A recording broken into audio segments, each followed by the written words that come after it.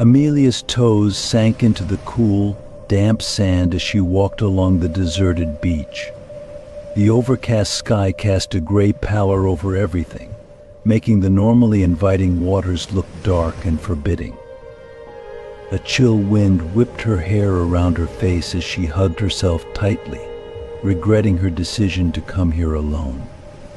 She had needed to clear her head after the bitter argument with her boyfriend, but now the isolated stretch of shoreline only amplified her unease. The rhythmic crash of the waves did nothing to soothe her nerves. If anything, it sounded almost predatory, like the hungry breaths of some massive creature lying in wait. A gull's shrill cry made her jump. Amelia glanced around nervously, suddenly aware of how vulnerable she was. The beach houses lining the dunes were all shuttered and silent, closed up for the off-season. There wasn't another soul in sight. The hairs on the back of her neck stood up. She couldn't shake the feeling that she was being watched. Amelia quickened her pace, feet splashing through the frothy surf. She just needed to make it back to her car, parked what now felt like miles away. A flicker of movement caught her eye, something dark undulating beneath the waves. Amelia's heart began to race. It was probably just a piece of seaweed, she told herself. But the writhing shape seemed too large, too purposeful in its motions. She stumbled backwards as the water surged up the beach, farther than it should have. The foamy tide swirled around her ankles, tugging insistently. Amelia tried to step away, but her feet seemed rooted in place. With growing horror, she realized the sand was shifting beneath her, sucking her down. Panic gripped her as she sank to her knees. She clawed desperately at the beach, but her fingers found no purchase in the liquefying ground. The wet sand poured into her mouth as she screamed, muffling her cries. The ocean roared in her ears as the waterline crept higher. Icy tendrils wrapped around her legs, pulling her towards the waves. Amelia thrashed wildly, fighting against the inexorable drag of the tide. Just as her head slipped beneath the surface, strong hands seized her arms. She was hauled roughly onto solid sand, coughing and sputtering. Amelia looked up at her rescuer through saltwater-stung eyes, relief flooding through her. But her gratitude curdled into dread as she took in the man's appearance. His skin was pale and bloated, his eyes milky white. Tangled seaweed clung to his sodden clothes, and barnacles crusted his cheeks. When he smiled, his teeth were jagged like a shark's. "There now," he rasped, his voice as dry and hollow as a sun-bleached driftwood. "That was a close one, wasn't it? But don't you worry. I've got you now. I'll make sure you're safe. Down where I live." His iron grip tightened as he began dragging her back towards the churning waves. Amelia's lungs burned as she thrashed in the icy water, fighting against the iron grip of her ghastly rescuer.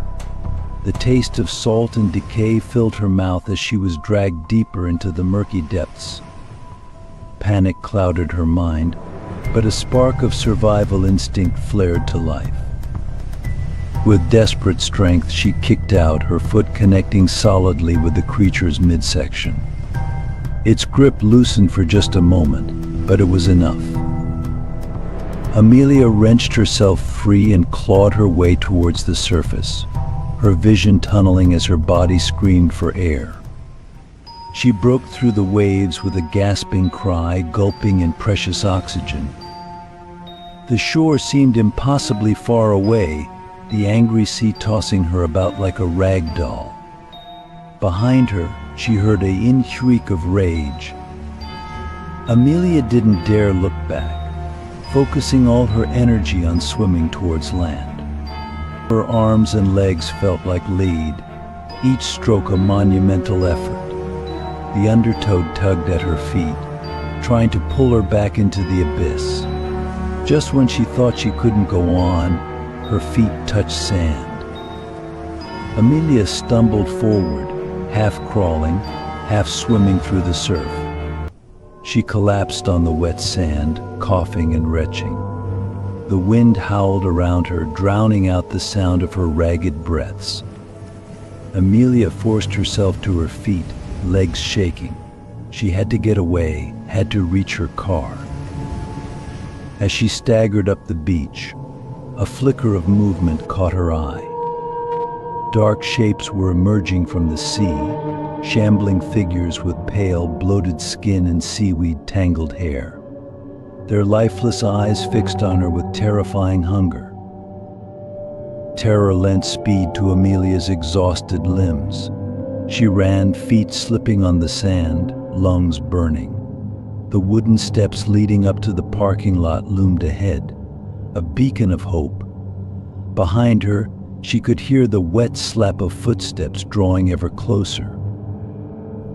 Amelia took the stairs two at a time, not daring to look back. She fumbled with her car keys, dropping them once before finally managing to unlock the door. As she threw herself into the driver's seat, a rotting hand slammed against the window. The engine roared to life, and Amelia stomped on the accelerator. Tires spun in the loose gravel before finding purchase. She sped out of the parking lot, hands shaking on the steering wheel.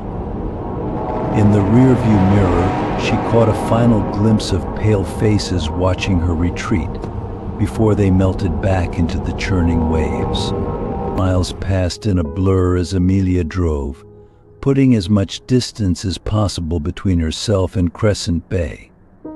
It wasn't until she reached the outskirts of town that she finally allowed herself to slow down. Her clothes were soaked, sand caked her skin, and angry red welts marked where spectral fingers had gripped her arms. She pulled over to the side of the road, the events of the past hour crashing over her. Amelia buried her face in her hands, body racked with sobs.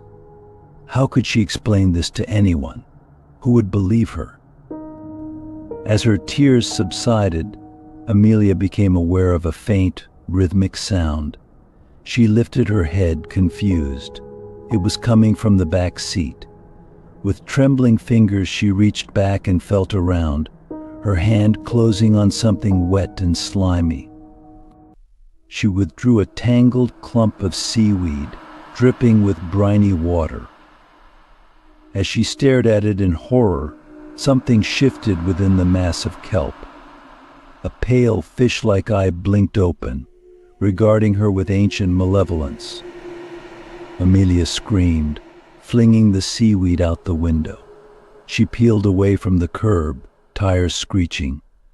Her hands shook as she gripped the steering wheel, knuckles white. She drove aimlessly through the night, afraid to go home, afraid to stop moving. In her rearview mirror, the road behind her was empty.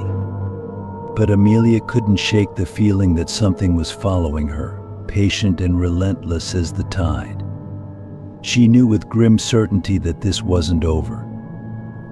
The sea had marked her, and sooner or later, it would come to reclaim what it saw as its own. She drove on, chased by the memory of cold, dark waters and the inescapable pull of the undertow. The salty tang of the sea lingered in the air, a constant reminder that no matter how far she ran, the ocean's long reach would always find a way to pull her back into its depths. I've debated for months whether to share this story. Part of me still can't believe it happened, and another part wishes desperately that I could forget. But the nightmares won't stop, and maybe writing it all down will help. Or maybe it'll warn someone else away from that God-forsaken place. My name is Alex Chen. I'm 28 years old, and until 6 months ago I was an avid hiker and nature photographer. I'd spent years exploring the hidden corners of the Pacific Northwest, always searching for that perfect, untouched spot to capture with my camera. That's what led me to Black Rock Cove. I'd heard whispers about it in online forums, a hidden gem of a beach, accessible only by a treacherous cliffside path. The few photos I'd seen were breathtaking, pristine sand, rugged cliffs, and the kind of isolation that's hard to find these days. It was perfect for the photo series I was working on, Hidden Coastlines. It took weeks of planning. The cove was in a remote area, and I had to time my visit with the tides to ensure I could access the beach safely. I packed carefully my best camera equipment, enough supplies for a 3-day solo camping trip, and emergency gear including a satellite phone. I've always been cautious, especially when heading into isolated areas. The drive took most of a day, the last few hours on increasingly narrow and poorly maintained roads. I parked at the coordinates I'd been given and found the barely visible trail leading to the cliff edge. As I approached, I got my first glimpse of Black Rock Cove. It was even more stunning than the photos had suggested. The late afternoon sun painted the cliffs in warm hues, and the waves crashing against the dark rocks sent up a fine mist. I could already envision the shots I'd get at sunrise. That's when I noticed the smell.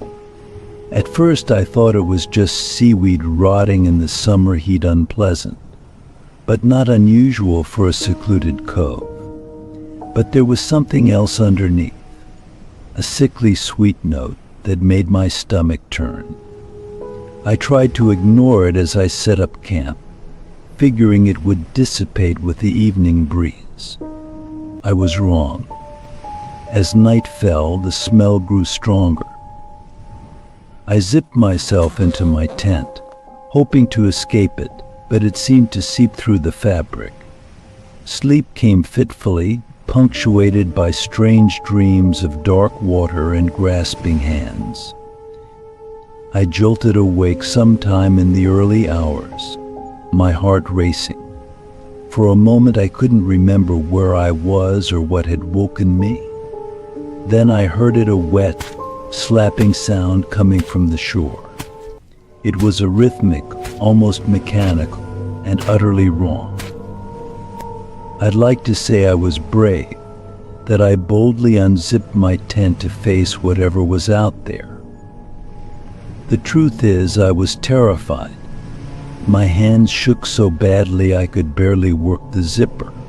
But curiosity, that damned curiosity that had led me to this godforsaken place, won out. I wish it hadn't. The beach was bathed in pale moonlight, giving everything a ghostly, washed-out quality. At first I couldn't make sense of what I was seeing. Dark shapes were emerging from the surf, dragging themselves across the sand with jerky, uncoordinated movements. As my eyes adjusted, the truth hit me like a physical blow. They were bodies, human bodies, dozens of them, in various states of decay. Bloated flesh, mottled and peeling. Tangled hair writhing with seaweed. An empty eye socket somehow fixed on my tent. I'd like to say I didn't scream, but I did. The sound was swallowed by the crash of waves, but it was enough to draw their attention.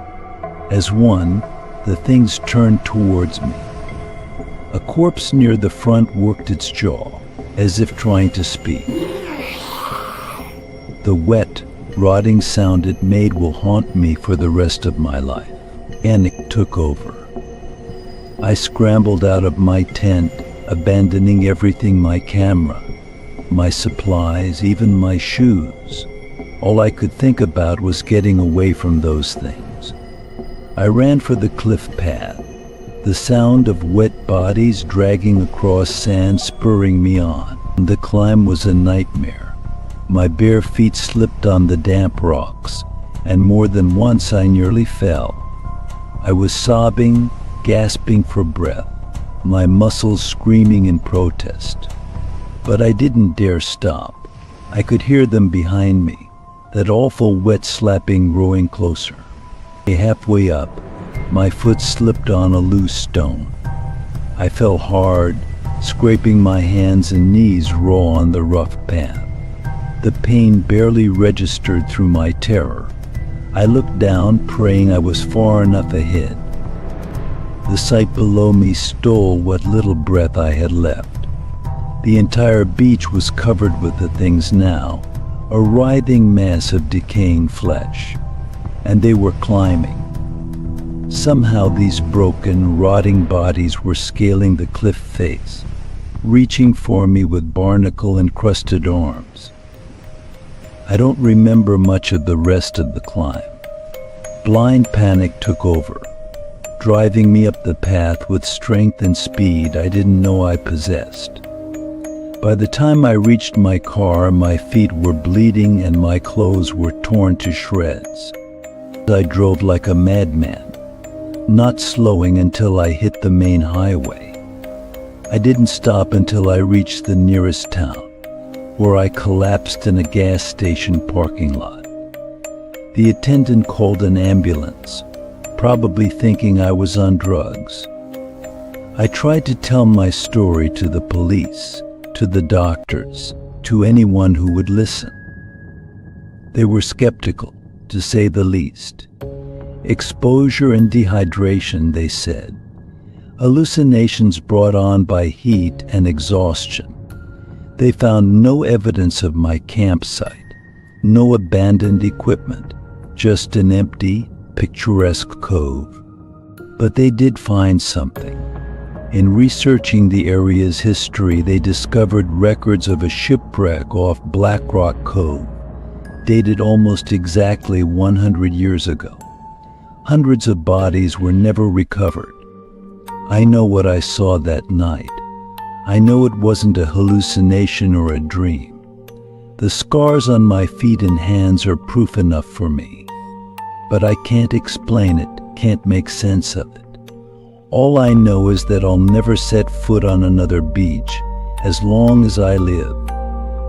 All I can do is share my story and hope that it keeps someone else from making the same mistake I did. If you ever hear whispers about a hidden cove, a perfect untouched beach, stay away. Some places are hidden for a reason.